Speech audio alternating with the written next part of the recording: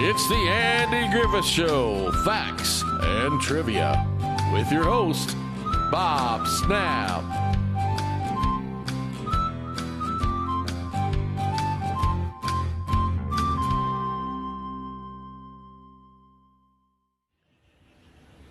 Hi guys, welcome to the Andy Griffith Show, Facts and Trivia. Appreciate you being here. Before we get started, a little shot from the Philippines. Got a break in the weather for a couple minutes anyway. Today's video is on some things you might not know about Elinor Donahue, who played Ellie Walker on the show. Some interesting stuff. Hope you'll enjoy it and pass it on. Let's take a look and be right back. She was tap dancing at 16 months old. Seems that her parents didn't want to rest on their laurels and just let Elinor be a kid. Perhaps they figured she was destined for greatness, or maybe they saw a chance to make her into something right away rather than wait and see what she'd be into. Thankfully, their attempts paid off, since Elinor seemed to take to dancing like a fish to water, and eventually as she grew, she was able to do more and more on her own, and found out that she was really good at it. She started appearing in films at the age of 5. This might seem to be too young for some people to believe at times, but considering how young kids are started out these days, and the fact that it's been happening for so long, it really should be seen as commonplace. Young kids might need a little more coaching, a lot in some cases, but they're completely capable of performing in the role. She, of course, played on Father Knows Best. She was the oldest daughter, Betty, and obviously she was a main character. She stayed with the show until 1960 before moving on, but was no doubt remembered quite well for the part. She even got to perform her dancing skills on the show at one point. She has a very modest amount of films to her name. There have been periods of times, almost decades, between her film roles. This had largely to do with what seems with the fact that she went back to TV where she seemed to be a bit more comfortable.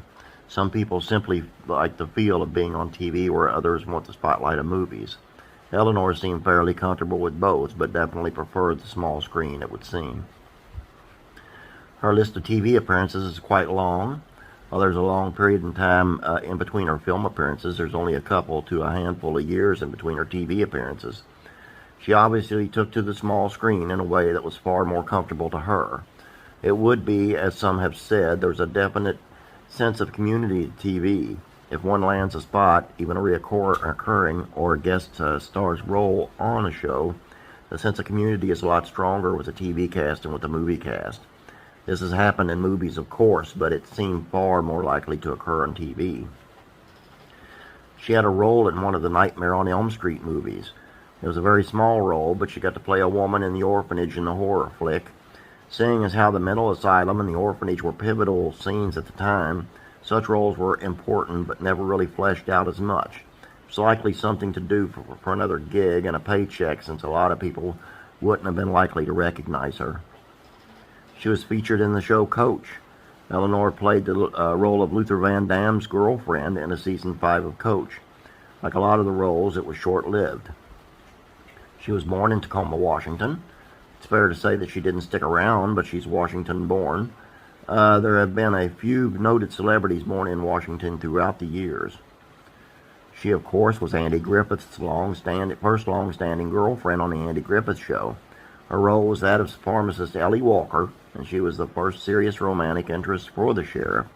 She has to be released from her 3-year contract after one season.